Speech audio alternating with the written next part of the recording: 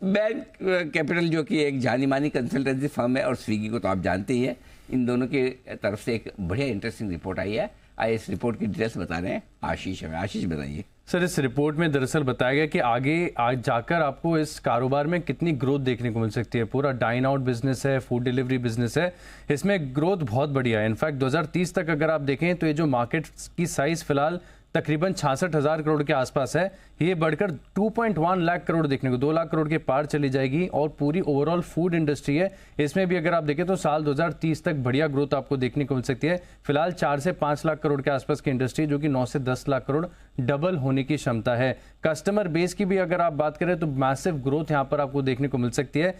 तकरीबन 14 से 15 करोड़ नए ग्राहक इस पूरी इंडस्ट्री में जुड़ते हुए नजर आएंगे। लेकिन जिस प्रकार से अगर आप देखें तो जो फूड डिलीवरी एप्स हैं, इनकी पॉपुलैरिटी बढ़ती जा रही है, लोगों की डिपेंडेंस अब कितनी बढ़ती जा रही है कि माना जा रहा है कि आगे जाके आधे से ज़्यादा यानी मोर देन 50% जो ग्राहक हैं वो 16 से 22 की उम्र के होंगे। और पूरा जो डाइन इन वॉल्यूम है 2030 तक अगर आप देखें तो इसमें भी सेगमेंट में ग्रोथ बहुत बढ़िया है।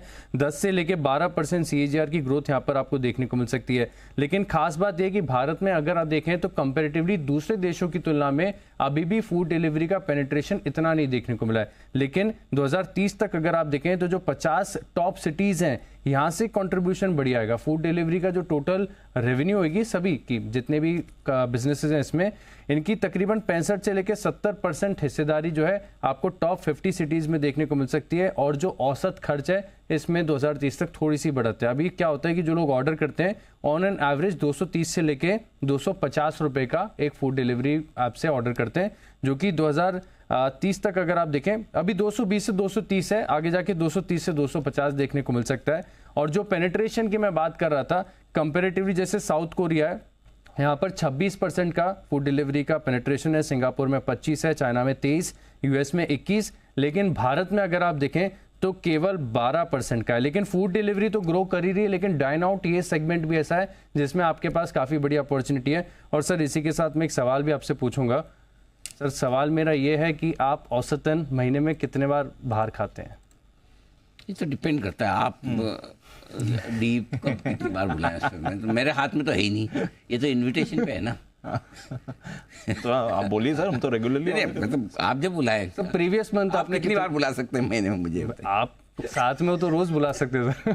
देखो रोज तो आप बुलाएंगे नहीं, मुझे पता है। भले मैं रोज खा लूं, ज्यादा से ज्यादा ये कर सकता है मैं खा के आके बिल आपको दे दूं। आज आशीष फंस गए। गलत सवाल पूछिए।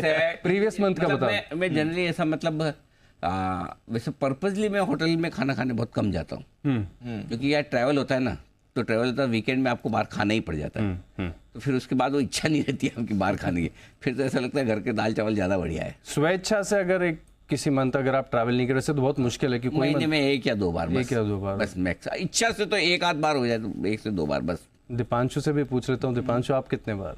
4-5 बार होता है। 4-5 बार एवरेज एकदम सटीक बैठ रहा है दीपांशु का। एक्चुअली जो ओवरऑल एवरेज आ रहा है भारत में, जैसे लोग तो एवरेज खराब कर रहे हैं और तुम्हारे जैसे भी खराब कर रहे हैं। 10-12 बार जाते हैं, तब जाके दीप बैठ रही है, तब लेवल आता है मेरा। बराबर। Exactly sir. तो कितने एवरेज 4-5 बार जाते हैं? 5 बार। ओके। जो टोटल मील्स होते हैं महीने में, 5 मील जो है घर पे नहीं बनते हैं, वो बाहर जाके खाते हैं। लेकिन अगर आप सभी देशों की तुलना में अगर आप देखें ना तो इंडिया में बहुत कम है। इसके लिए इसके लिए बेन कैपिटल की रिपोर्ट कह रही। सिस्टम कैसे होगा आशीष? हमारे जैसे लोगों की वजह से प्रॉब्लम है सारी, क्योंकि हमें मालूम है हमें बचपन में क्या पढ़ाया गया था स्कूल कॉलेज में। करेक्ट। आप बाहर खाना खाने कहा जाते हैं होटल में। होटल की फुल फॉर्म क्या है? हमारे टीचर ने हमें पढ़ाया था, हो सके तो टल। हाँ सच्ची में बोले होटल का मतलब होटल नहीं जाना। अब वो ही संस्कार ही ऐसे क्या करेंगे। तब से आदत पड़ी हुई है, डेफिनेशन भी ऐसे बताई तो आज तक याद है। देखो तो इसलिए हमारे जैसे लोग जाते कम है। बताइए आप। सर इसके लिए ये एवरेज है ना बहुत कम है, सिर्फ 5 बार ये जो लोग बाहर से खाते हैं महीने में औसतन। लेकिन चाइना में अगर आप देखें तो आंकड़ा 33 बार है, यूएस में 27, सिंगापुर में 19, साउथ कोरिया में 14, वियतनाम, ये भी एशियन कंट्रीज हैं। यहाँ पर भी अगर आप पूरी कोशिश करूंगा अपनी तरफ से इसको बढ़ाने की, आई प्रॉमिस। इंडिया के एवरेज को ऊपर ले जाने की, एवरेज को ऊपर लाने की मैं पूरी कोशिश करूंगा। Very good. अच्छा इसमें बाहर जाके खाना ही गिना जाएगा या ऑर्डर करके मंगवाना? नहीं, ये बाहर जाके खाना है। अच्छा ऑर्डर करके मंगवाना इसमें नहीं गिना जाएगा। ओके ठीक है, और बताइए। तो सर यही है, तो ग्रोथ फूड डिलीवरी में भी है और साथ में जो डाइन आउट सर्विसेज हैं इसमें भी ग्रोथ बड़ी आएगी। तो जोमेटो नज़र रखेंगे, अभी तो जोमेटो ही लिस्टेड है हमारे पास और इनका डाइन आउट भी काफ़ी पॉपुलर अच्छा है। ओके